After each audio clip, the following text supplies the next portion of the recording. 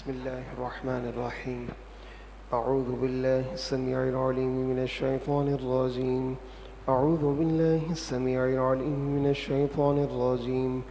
أعوذ بالله السميع العليم من الشيطان الرجيم. هو الله الذي لا إله إلا هو عالم الغيب والشهادة هو الرحمن الرحيم. هو الله الذي لا إله إلا هو الملك القدوس السلام المؤمن المهيمن العزيز الجبار المتكبر سبحان الله عما يشركون. هو الله الخالق البارئ المصور له الأسماء الحسنى يسبح له ما في السماوات والأرض وهو العزيز الحكيم. الحمد لله رب العالمين، والصلاة والسلام على سيد الأنبياء والمرسلين. اللهم أنت السلام ومنك السلام، تباركت يا ذا الجلال والإكرام. ربنا آتنا في الدنيا حسنة وفي الآخرة حسنة وقنا عذاب النار. اللهم إنا نسألك علما نافعا ورزقا طيبا وعملا متقبلا. اللهم رب ارحمهما كما ربياني صغيرا. إن الله وملائكته يصلون على النبي يا أيها الذين آمنوا صلوا عليه وسلموا تسليما. اللهم صل على سيدنا مولانا محمد معدن الجود والكرم وآله وبارك وسلم. سبحان ربك رب العزة عما يصفون وسلام على المرسلين والحمد لله رب العالمين. آمين. لا إله إلا الله محمد رسول الله.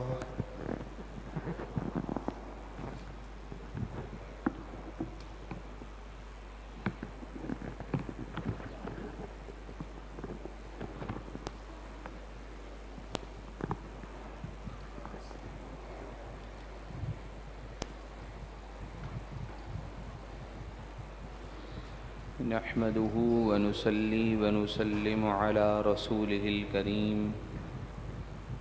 أما بعد فأعوذ بالله من الشيطان الرجيم. بسم الله الرحمن الرحيم.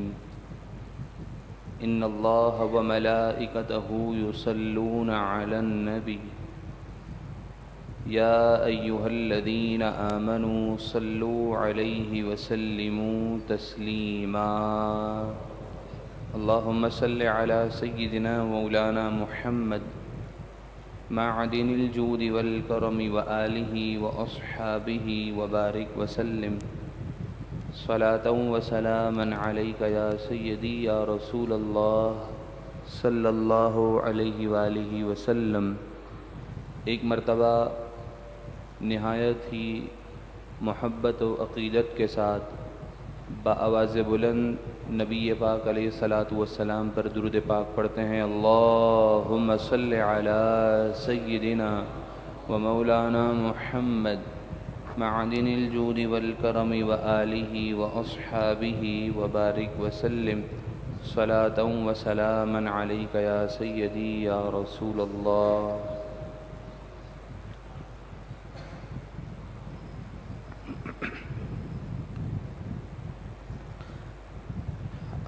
آج کے درس قرآن مجید فرقان حمید کا آغاز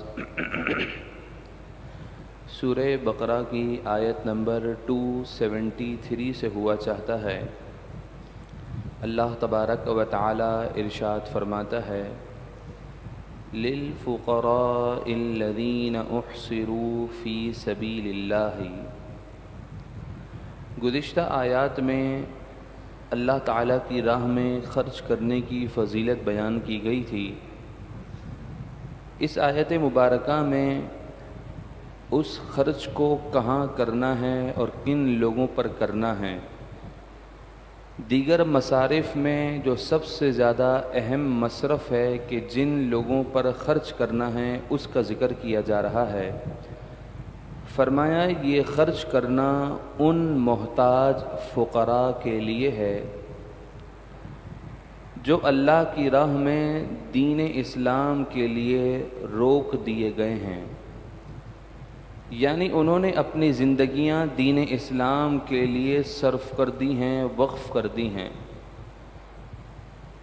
وہ پوری کی پوری اپنی زندگی، اپنے 24 آورز وہ دین اسلام کے دینی امور، دینی مصروفیات میں رہ کر دین اسلام کے لیے کام کرتے رہتے ہیں۔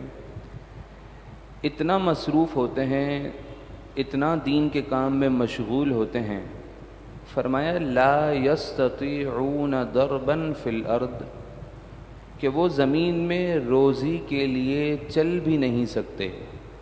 ان کے پاس اتنا وقت بھی نہیں ہوتا کہ وہ اپنا کوئی کاروبار کر سکیں، کہیں جاب کر سکیں۔ وہ اس طرح دین اسلام کے کاموں میں مصروف ہوتے ہیں۔ دراصل یہ آیت مبارکہ اہل صفہ کے متعلق نازل ہوئی۔ نبی پاک علیہ الصلاۃ والسلام کی جالی مبارک کے بالکل پیچھے کی طرف ایک چبوترا ہے جسے صفہ کے نام سے موسوم کیا جاتا ہے۔ اس صفے پر نبی پاک صلی اللہ علیہ وآلہ وسلم ان صحابہ کرام کو تعلیم، واعظ و نصیحت، قرآن اور حدیث کا علم سکھاتے تھے، جنہوں نے اپنی زندگیاں دین اسلام کی تعلیمات کے لیے وقف کر دی تھیں۔ اور ان صحابہ کرام علیہم رضوان کی تعداد 400 ہے۔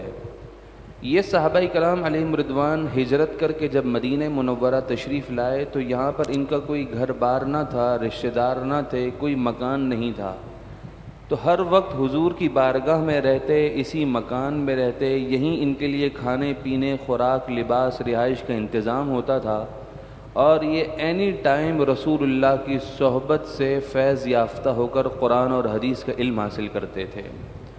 تو فرمایا اے مسلمانوں، خیرات کرنے کا، اللہ کی راہ میں خرچ کرنے کے اصل حقدار وہ لوگ ہیں کہ ان لوگوں پر مال خرچ کیا جائے جو دین اسلام کی سربلندی کے لیے ہر وقت اپنے آپ کو مصروف رکھتے ہیں۔ اسی آیت کے تناظر میں وہ علماء ربانیین، وہ گروہ جو اپنے آپ کو ہمہ وقت دین اسلام، اللہ تعالیٰ کے گھر کی خدمت میں مصروف رکھتے ہیں، جیسے مساجد کے خدام ہیں، ائمہ ہیں، مؤذنین ہیں، ان لوگوں کے لیے بھی اس آیت مبارکہ کے تحت وسعت اور گنجائش ہے کہ اصل میں مستحقین کو اگر تلاش کرنا ہے تو کہیں دوسرے محلے، دوسرے شہر، دوسرے علاقے میں جانے کے بجائے فی زمانہ آپ اپنی مسجد کے امام کو ہی وہ خیرات عطا کر دیں۔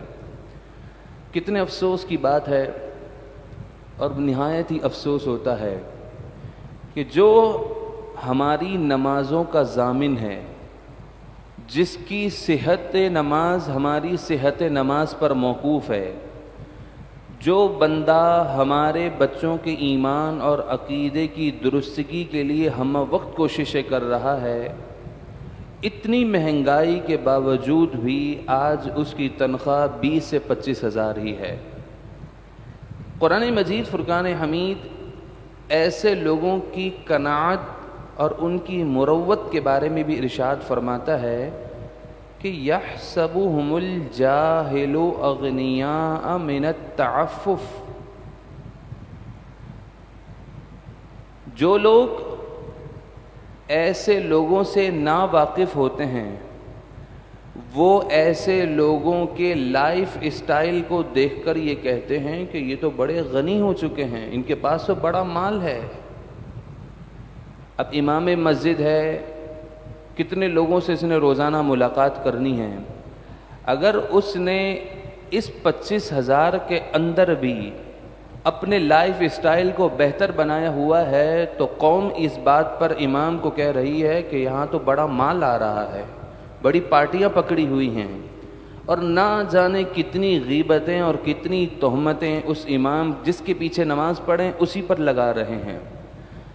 اور قرآن فرماتا ہے جو لوگ نا واقف ہیں وہ ان لوگوں کو دولت مند سمجھتے ہیں، کس وجہ سے؟ من التعفف، کہ ان لوگوں میں اتنی غیرت ہوتی ہے، اتنی حمیت ہوتی ہے کہ وہ اپنی ذات کے لیے سوال نہیں کرتے، لیکن تعرفهم بسیماہم، تو اے مسلمان انہیں ان کی صورتوں سے پہچان لے گا کہ ان کے چہرے کے اوپر کچھ آثار ایسے نمایاں ہوں گے کہ وہ آثار بتا رہے ہوں گے کہ یہ ذہنی پریشانی میں ضرور مبتلا ہو چکے ہیں۔ آپ مجھے بتائیے نا، آج ہمارے معاشرے کے اندر ایک امام، ایک خادم، ایک مؤذن کی تنخواہ جب 20,000 بھی مقرر نہ ہو، اور آپ کے ہے اور میرے ہی محلے کے چپڑاسی کی اور جو جمعدار ہے جو روڈوں پر کچرا اٹھاتا ہے، اس سے جا کر کبھی پوچھیے گا کہ تم 3 گلیوں کا کچرا اٹھاتے ہو، تمہاری ماہانہ کتنی آمدنی بن جاتی ہے؟ یہ بات گارنٹی کے ساتھ کہہ رہا ہوں کہ اس کی آمدنی امام صاحب کی آمدنی سے کہیں زیادہ ہوگی۔ اب آپ مجھے بتائیے، جب ہم اپنے اماموں کا یہ حال کریں گے، دل سے پر ہاتھ رکھ کر یہ بات سوچئے گا کہ کبھی جب امام کی یہ پوزیشن ہو تو کبھی وہ اپنی اولاد کو اس فیلڈ میں داخل کرنے کی کوشش کرے گا؟ کبھی بھی نہیں کرے گا۔ دنیا تو اس وقت ویسے ہی چمک دمک کی ہے، مال و دولت کی ہے، سب سلام ہی اسی کو ہی کرتے ہیں کہ جس کی جیبیں مضبوط ہیں۔ اسی طرح ہو رہا ہے، یہ اسی طرح، یہ معاشرہ ہی ایسا ہے۔ پھر اس کے بعد ستم بدر ستم یہ ہے کہ اس حالات میں کہ جب مہنگائی اپنے عروج پر ہو، ہر شخص اس معاملے میں بے روزگاری کی وجہ سے پریشان ہو، تو کبھی ہمیں اس بارے میں بھی سوچ لینا چاہیے کہ ایک امام کی بھی وہی ضروریات ہیں، خادم مسجد کے جو مؤذنین ہیں ان کی بھی وہی ضروریات ہیں جو ضروریات ہمارے ساتھ ہیں۔ کیا ان کی شادیاں نہیں ہوتی؟ ان کے ہاں اولادیں نہیں ہوتی؟ ان کے گھر والے بیمار نہیں ہوتے؟ سب ہوتے ہیں۔ اب جب ہم اپنے بچوں کو دین اسلام سے دور رکھیں گے تو انہیں اماموں کی ویلیو کا پتہ کیسے چلے گا؟ اور سب سے بڑھ کر آج دور ہے پیسوں کا۔ ہم نے ہی اپنے دین کے لوگوں کے ساتھ اس طرح سے ناجائز سلوک کیا کہ ہم نے ان لوگوں کو زیادہ ویلیو، زیادہ اہمیت دی کہ جنہوں نے اس راہ میں، دین اسلام کی راہ میں کوئی خاطر خواہ فائدہ اہل سنت کو عطا نہیں کیا۔ اس کی سب سے بڑی مثال ہے ایک عام نعت خواں ہیں، چاہے اس کی عمر بہت ہی چھوٹی ہو، اللہ تعالیٰ کی طرف سے گاڈ گفٹڈ صلاحیت ہو، اچھی آواز ہو، بہترین لحن ہو، تو وہ اچھی نعت پڑھ لیتا ہے، تو وہ بھی ایک رات کے اندر لاکھ روپے کما لیتا ہے۔ اب آپ مجھے بتائیے، جس فیلڈ میں پیسہ ہوتا ہے لوگوں کی پوری توجہ اس فیلڈ کی طرف جانے میں ہوتی ہے یا نہیں ہوتی؟ اب ہم کہیں کہ ہمارا بچہ عالم کیوں نہیں بن رہا، وجہ یہ ہے کہ ہم نے خود نہیں دوسری فیلڈ جو کہ اتنی زیادہ اس کی ویلیو بنتی نہ تھی۔ ایک عالم دین آپ کو معلوم ہے کتنی مشقتیں جھیلنے کے بعد ایک عالم بنتا ہے؟ فی زمانہ جو درس نظامی کا رائج الوقت کورس ہے وہ 8 سال کا ہے، اور اس 8 سال کے اندر دن و رات کی محنت جب لگ جاتی ہے نا، پھر اس کے بعد ایک عالم پراپر تیار ہوتا ہے۔ پھر اس کے بعد وہ معاشرے میں آنے کے بعد کتنی در بدر کی ٹھوکریں کھا رہا ہوتا ہے، اس کا اندازہ آپ کو مجھ سے زیادہ ہوگا۔ دوستوں، اپنے علماء کی قدر کیجیے۔ یہ علماء ہیں جو آپ کی اولاد، آپ کی نسلوں کے ایمان بچانے کے لیے اس وقت موجود ہیں۔ اگر ہم نے اس فیلڈ کے اندر اپنی سرمایہ کاری انویسٹ نہیں کی تو یاد رکھیے گا آنے والے دور میں ڈھونڈنے سے عالم ملیں گے۔ اور جب ہم اپنے علماء کے ساتھ اتنی بے قدری کریں گے تو ظاہر سی بات ہے، آج ہر شخص یہ بات کہہ دیتا ہے کہ جہاں دیکھو یہ مولوی بک جاتے ہیں، تو کیوں بک جاتے ہیں؟ آپ کو بھی تو جہاں 2 پیسے نظر آتے ہیں آپ بھی تو وہاں اپنا اسٹیپ اٹھا ہی لیتے ہیں نا، تو کیا ان کے ساتھ ضروریات لاحق نہیں ہیں؟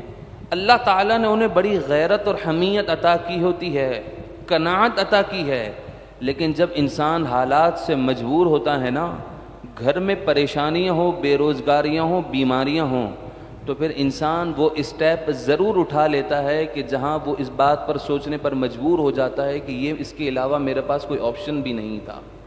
تو دوستوں، اتنا ناجائز سلوک ہمیں کبھی بھی نہیں کرنا چاہیے، بالکل اعتدال کے ساتھ ہر چیز کو اپنے اعتدال کے ساتھ رکھ کر سوچنا چاہیے کہ ہم اس وقت اپنے علماء کے ساتھ کیا کر رہے ہیں۔ فرمایا لا يسألون الناس الحافا، یہ دیندار لوگوں سے لپٹ لپٹ کر سوال نہیں کرتے کہ ہماری یہ بھی ضرورت ہے، ہم یوں پریشان ہیں، ہمارے لیے یہ مسائل ہیں، نہیں، ان کے اندر اللہ نے غیرت اور حمیت رکھی ہوتی ہے۔ اچھا اس طرح ہم اس بات کو بھی ذرا سوچتے ہیں کہ اگر ایک بندہ جو صرف 25,000 سیلری پر ہو، اس وقت تو 50,000 60,000 کی سیلری والا بھی پریشان ہے، لیکن اگر کوئی ایسا بندہ جو نان عالم ہے اور 25,000 کی سیلری پر ہے، اس کا گزر بسر کتنا مشکل ہوگا، لیکن اس کے باوجود بھی ایک امام مسجد ہے آپ کے لیے اینی ٹائم، وہ 5 نمازوں میں حاضر ہے، وہ سب لوگوں کی سن بھی رہا ہے۔ پھر سب سے بڑھ کر آپ کو معلوم ہے سب سے زیادہ مشکل مرحلہ کب ہوتا ہے کہ ہر مقتدی کی بات سننا، اور اگر ہر مقتدی کی بات سنتے سنتے اگر انسان کسی ایک سے بھی منہ بگاڑ دے نا، تو وہ پورے دیندار لوگوں پر حرف اٹھ جاتا ہے کہ دیندار ہوتے ہی ایسے ہیں کہ وہ کسی کی بات ہی نہیں سنتے، ہمارے ساتھ تو ظلم ہی ہو رہا ہے، اس طرح کے کمنٹس پاس کیے جاتے ہیں۔ سب لوگوں کی سننا یہ سب سے زیادہ مشکل کام ہوتا ہے۔ پھر آپ مجھے بتائیں اللہ تعالیٰ نے اس 25,000 کے اندر دین کی خدمت کی وجہ سے اتنی برکت رکھی ہے کہ قرآن فرماتا ہے یہ لوگوں سے لپٹ کر سوال نہیں کرتے، دستے سوال نہیں بڑھاتے۔ تو لیکن دوستوں سمجھدار تو ہم بھی ہیں نا، ایسا تو نہیں ہے نا کہ حکومت پاکستان نے دیندار شعبوں کے لیے بڑی رعایت دی ہو کہ ان کے لیے راشن، ان کے لیے سارے انتظامات، ہاسپٹلز کا سسٹم وہ الگ ہو، سارے معاملات ان کے لیے مراعات فری ہوں، ایسا تو نہیں ہے۔ ہمیں خود اس بارے میں غور کرنا چاہیے۔ اللہ تعالی ہم سب کو دینی انویسٹ کرنے کی توفیق عطا فرمائیں۔ وما تنفقوا من خیر، اور تم جو بھی مال خیرات کرو گے فإن اللہ بہ علیم، بے شک اللہ تبارک و تعالی اسے خوب جانتا ہے۔ الذین ینفقون اموالہم، وہ لوگ جو اپنے مال خرچ کرتے ہیں، باللیل رات میں، والنہار اور دن میں، سرًا چھپ کر، وعلانیہ لوگوں کے سامنے، دن و رات چھپ کر یا اعلانیہ جس طرح بھی خرچ کرتے ہیں، فقط ان کا مقصد رب کی رضا ہو، تو فرمایا فلہم اجرہم عند ربہم، تو پس ان لوگوں کے لیے ان کا اجر ہے ان کے رب کے یہاں۔ اللہ تبارک و تعالیٰ کے یہاں ایسے لوگوں کے لیے بڑا اجر ہے۔ ولا خوف علیہم، اور قیامت کے روز ان پر نہ کوئی خوف ہوگا، ولا ہم یحزنون، اور نہ ہی وہ غمگین ہوں گے۔ الذین یأکلون الربا، وہ لوگ جو سود کھاتے ہیں، الربا، ربا سود کو کہتے ہیں، ان کی حالت قیامت والے دن کیسے ہوگی؟ فرمایا لا یقومون الا کما یقوم الذی یتخبطہ الشیطان من المس، وہ قیامت کے دن بالکل اس شخص کی طرح کھڑے ہوں گے جسے شیطان نے چھو کر پاگل کر دیا ہو۔ اس آیت مبارکہ کے اندر سود کی مذمت کی جا رہی ہے۔ سود کی مختلف صورتیں ہیں، کسی کو قرضہ دے کر زائد رقم وصول کرنا یہ بھی سود ہے، اسی طرح بے شمار قرضوں کی صورتیں ہیں جن کی ڈیٹیل مختلف جہات پر بیان کی جاتی رہی ہیں۔ یہ بات یاد رکھیے گا کہ سود کی حرمت قرآن مجید فرقان حمید کے اندر بڑی سخت بیان کی گئی ہے۔ جو سود خور ہوتا ہے وہ معاشرے کے اندر بہت بڑا ظالم بن جاتا ہے، وہ انسانیت کے تمام حقوق کو پامال کر کے اس کی پوری کوشش یہ ہوتی ہے کہ جس سے اس نے قرضہ دیا ہے اس سے کسی طرح سے بھی رقم واپس کی جائے، زیادتی کے ساتھ واپس کی لی جائے، اور اس واپسی کے اندر جتنا اس پر جبر و ظلم ہو جائے وہ کر دینے پر قدرت رکھتے ہوئے کر بھی دیتا ہے۔ تو فرمایا ایسے لوگ جو دنیا میں سود کھاتے ہیں، وہ قیامت کے دن ایسے کھڑے ہوں گے جیسے شیطان نے چھو کر انہیں پاگل بنا دیا ہو۔ ذالک بأنہم قالوا انما البیع مثل الربا، یہ سزا اس کے لیے ہے، سود خوروں نے کہا کہ تجارت بھی تو سود ہی کی طرح ہیں۔ جو سود خور ہیں وہ یہ کہنے لگے کہ آپ مسلمان، دین اسلام کا یہ حکم ہے کہ سود حرام ہے تو تجارت بھی حرام ہونی چاہیے۔ وجہ یہ ہے کہ تجارت کے اندر مال بیچ کر رقم حاصل کی جاتی ہے اور یہاں پر رقم دے کر اوپر سے نفع حاصل کیا جاتا ہے، بات تو ایک ہی ہے۔ لیکن اللہ تبارک و تعالی نے فرمایا وَأَحَلَّ اللَّهُ الْبَيْعَ، اللہ تبارک و تعالی نے خرید و فروخت تجارت کو حلال کیا ہے، وحرم الربا، اور سود کو حرام کیا ہے۔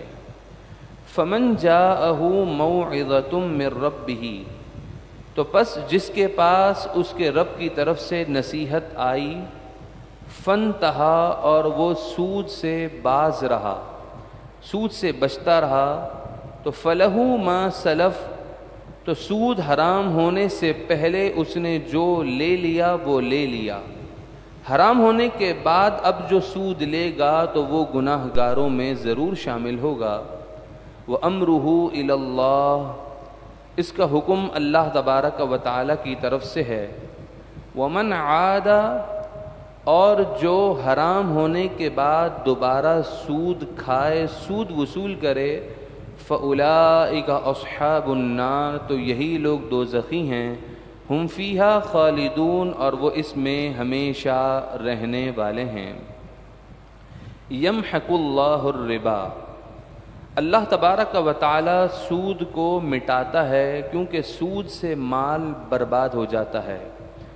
جو سود خور ہوتا ہے جتنا زیادہ بھی وہ سود وصول کر لے، اس مال کے آنے سے بے برکتی، پریشانیاں، بیماریاں ساتھ لاتا ہے۔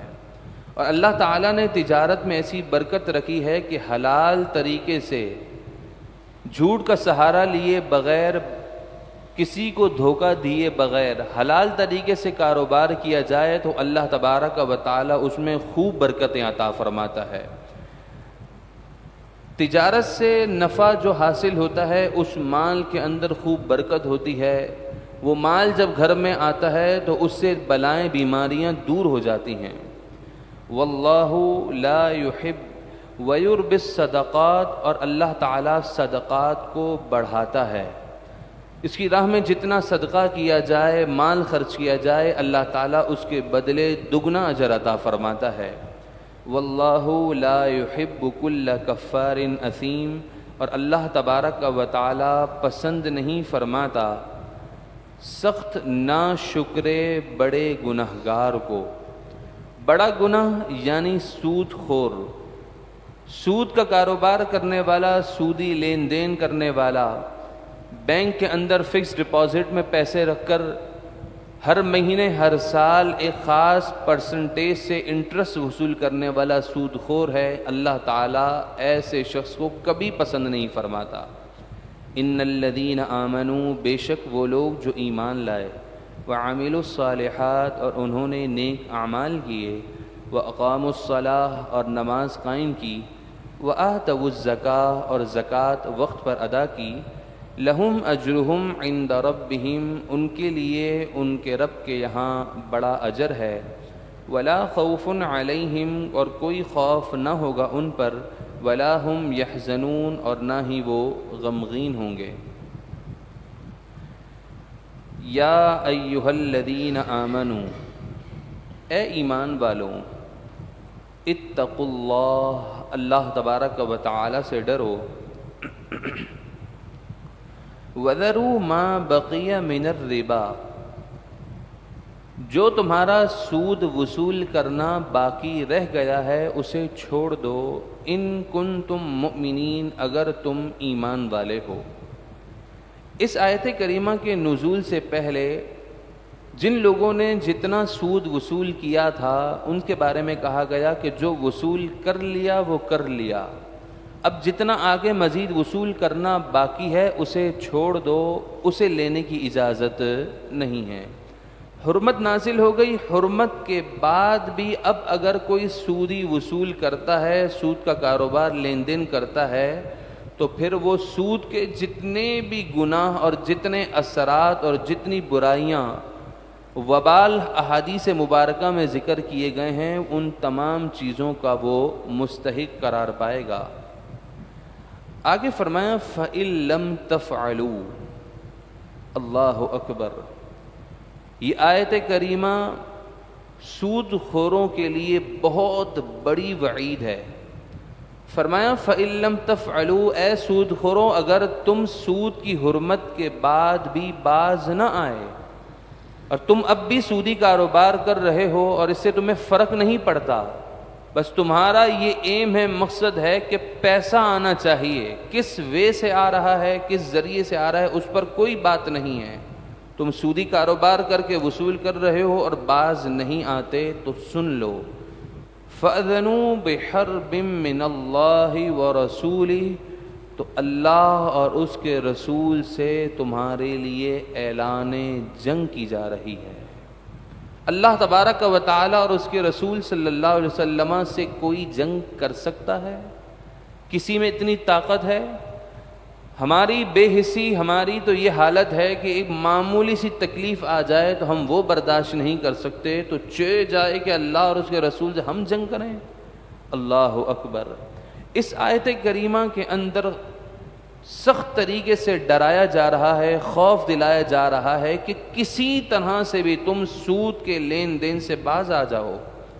وَإِن تُبْتُمْ، اور اگر تم توبہ کر لو، تو فَلَكُمْ رُؤُوسُ أَمْوَالِكُمْ، تو تمہارا جو اپنا اصل مال ہے وہ لے لو، جتنا تم نے قرضہ دیا ہے وہ ریسیو کر لو، زائد لینے کی اجازت نہیں ہے۔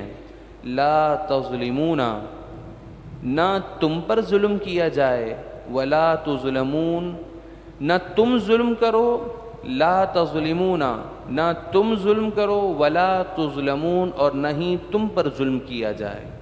تم ظلم نہ کرو، مراد یہ ہے کہ سامنے والے سے جائز وصول نہ کرو، ناجائز وصول نہ کرو۔ تم پر ظلم نہ کیا جائے، مراد یہ ہے کہ جتنی تمہاری اماؤنٹ قرضے کی بنتی تھی وہ تم ضرور اپنے پاس ریسیو کر لو، اس معاملے میں تم کمپرومائز مت کرو۔ اگر تم نے معاف کرنا ہے تو وہ ایک الگ میٹر ہے، لیکن تمہارے ساتھ بھی ناجائز نہیں ہونا چاہیے۔ لیکن آج فی زمانہ جس کو قرضہ دیا جائے، پھر اس کے بعد انسان پریشان ہو جاتا ہے کہ میں نے قرضہ دے کر اتنی بڑی غلطی کر لی۔ ایسے لوگوں کی وجہ سے کہ جو وقت پر قرضہ لوٹاتے نہیں ہیں، اس سے جو اصل مستحقین ہوتا ہے ان کا حق پامال ہو جاتا ہے۔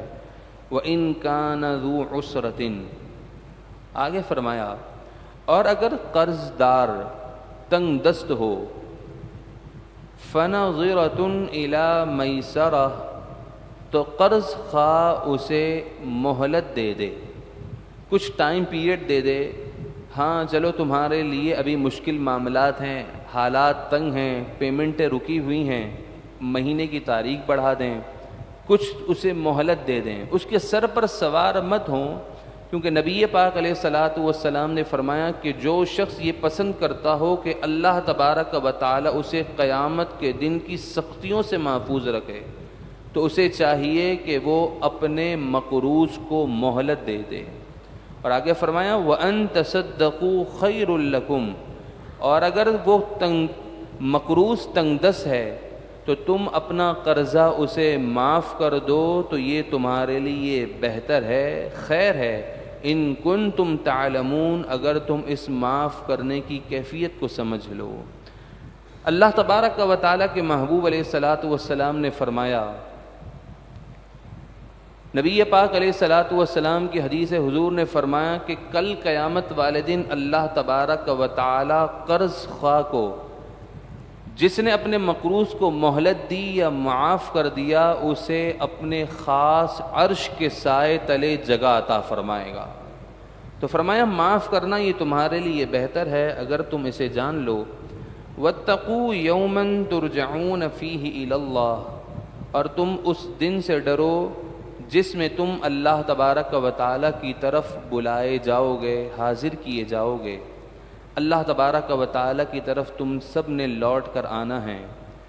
انسان کو جب اس چیز کا علم ہو کہ پلٹ کر مجھے میرے رب کے حضور جانا ہے، اور یہ کیفیت انسان پر ساری زندگی طاری ہو جائے کہ پلٹ کر اللہ تبارک و تعالیٰ کے حضور حاضری دینی ہے، اور یہ کیفیت انسان کے ذہن و دماغ پر چھا جائے، تو پھر گناہ کرنے کا، کسی کے ساتھ ناجائز کرنے کا سوال ہی پیدا نہیں ہوتا۔ دراصل مسئلہ یہ ہے کہ ہم دنیا کے معاملات میں اتنے الجھ چکے ہیں اور اتنے منہمک مستغرق ہو چکے ہیں، اتنے غرق ہو چکے ہیں کہ ہمیں اس چیز کی طرف اب توجہ بھی نہیں رہتی۔ توجہ کرائی جائے وقتی طور پر اثر ہوتا ہے، پھر کچھ لمحوں بعد یہ اثر زائل ہو جاتا ہے۔ تو ہر وقت اپنے لیے دعاؤں میں اس دعا کو ضرور شامل رکھیں کہ یا اللہ تو ہمیں اپنا خوف عطا فرما، کیونکہ ہماری طبیعتیں، ہماری فطرتیں اب ایسی بن چکی ہیں کہ جب تک ہمارے اوپر کسی کا پریشر نہ ہو ہم وہ کام نہیں کرتے۔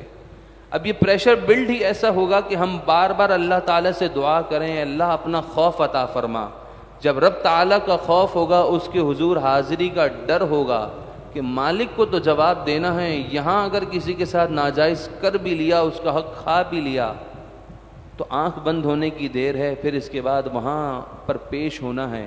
جب انسان اس کیفیت کو اپنے ذہن و دماغ میں حاوی کر لے تو پھر انسان کبھی کسی کے ساتھ ناجائز نہیں کر سکتا۔ تو فرمایا اے لوگو اس دن سے ڈرو جس دن سب رشتہ داریاں ختم ہو جائیں گی، جس دن تم اللہ تعالیٰ کے حضور حاضر کیے جاؤ گے۔ ثم پھر توفی کل نفس ما کسبت، ہر شخص کو اس کے اچھے یا برے عمل کا پورا بدلہ دیا جائے گا۔ جو دنیا میں اچھا عمل کیا ہوگا تو وہاں اچھی جزا ملے گی، برا عمل کیا ہوگا تو بری سزا ملے گی۔ وَهُمْ لَا يُظْلَمُونَ، اور ان پر ظلم نہ کیا جائے گا۔ اچھے عمل پر جتنا ریوارڈ بنتا ہوگا اتنا اجر و ثواب ملے گا، اس اجر و ثواب میں کمی نہیں ہوگی۔ برائی پر جو تمہاری سزا بنتی ہوگی اس سے زیادہ بھی نہیں دی جائے گی۔ ظلم کسی پر نہ ہوگا، لیکن بہتر یہ ہے کہ اپنی قبر و آخرت عاقبت کو سنوارنے کے لیے جو دنیا میں اللہ نے یہ سانسیں عطا کی ہیں، ان سانسوں میں رب کی رضا اور رب کی فرما برداری والی بندہ زندگی گزارے۔ ہاتھ اٹھا کر دعا کرتے ہیں اللہ تعالی ہم سب کو اللہ تعالیٰ کی فرما برداری والی زندگی نصیب فرمائے، حضور نبی پاک علیہ الصلاۃ والسلام کی سچی محبت والی الفت والی زندگی نصیب فرمائے۔ آمین ثم آمین۔ الحمدللہ رب العالمین، والصلاة والسلام علی اشرف الانبیاء والمرسلین۔ اے مالک و مولا، اے پروردگار، ہم تمام کی حاضری کو اپنی بارگاہ میں قبول اور منظور فرما۔ اے مالک و مولا، اے پروردگار، جو کچھ سنا اس پر عمل پیرا ہونے کی توفیق عطا فرما۔ اے مالک و مولا، ہم تمام کے صغیرہ کبیرہ گناہوں کو معاف فرما۔ اے رب کریم، اپنے فضل و کرم سے ہماری سیئات، خطاؤں، لغزشوں سے درگزر فرما۔ اے مالک و مولا، اپنے فضل و کرم سے ہمارے گناہوں کو جلد نیکیوں سے تبدیل فرما۔ اے مالک و مولا، اے پروردگار، جہاں کہیں مسلمان پریشان حال ہیں سب کی پریشانیوں کو دور فرما۔ اے مالک و مولا، اے پروردگار، فلسطینی مظلوم مسلمانوں کی غیب سے مدد فرما۔ اے رب کریم، مجاہدین اسلام کی غیب سے مدد فرما۔ اے مالک و مولا، اے پروردگار، عالم اسلام میں جہاد کی حرکت پیدا فرما۔ مسلمانوں کو اپنے مسلمان بھائیوں کا ساتھ دینے کی توفیق عطا فرما۔ اے مالک و مولا، جتنے پریشان حال ہیں، حاضرین میں کوئی پریشان حال ہو، انٹرنیٹ پر جو سماعت کرتے ہیں، جو بعد میں سماعت کرتے ہیں، اے مالک و مولا، جو جہاں کہیں پریشان حال ہو سب کی پریشانیوں کو دور فرما۔ اے رب کریم، جو بیمار ہیں بیماروں کو صحت عطا فرما۔ اے مالک و مولا، جو بے روزگار ہیں تمام بے روزگاروں کو حلال، پاکیزہ، برکت والی، عزت والی، شاندار روزی عطا فرما۔ اے مالک و مولا، جو صاحب روزگار ہیں ان کی روزیوں میں برکت نصیب فرما۔ اے مالک و مولا، ہماری تمام دعائیں، تمام آرزوئیں، تمام التجائیں اپنی پاک بارگاہ میں قبول اور منظور فرما۔ ان اللہ و ملائکتہ یصلون علی النبی یا ایہا الذین آمنوا صلوا علیہ وسلموا تسلیما اللہم صل علی سیدنا مولانا محمد معدن الجود والکرم والہ وصحبہ وبارک وسلم۔ اعلان سماعت فرما لیں انشاءاللہ تبارک و تعالی آج صبح 10 بجے اسی مقام جامع مسجد بہار شریعت میں حج تربیتی نشست کا انعقاد ہے، جس میں ہمارے استاد محترم حضرت علامہ مفتی محمد آصف عبداللہ قادری رضوی دامت برکاتہم العالیہ اس نشست سے خطاب فرمائیں گے۔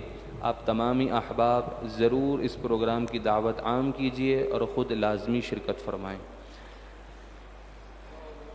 مولایا صلی وسلم دائما ابدا علی حبیبک خیر الخلق کلہم یا ربی بالمصطفى بلغ مقاصدنا واغفر لنا ما مضى یا وسیع الكرم مولایا صلی وسلم دائما أبدا على حبيبك خير الخلق كلهم وصلى الله تعالى على خير خلقه محمد وعلى آله وأصحابه أجمعين برحمتك يا أرحم الراحمين۔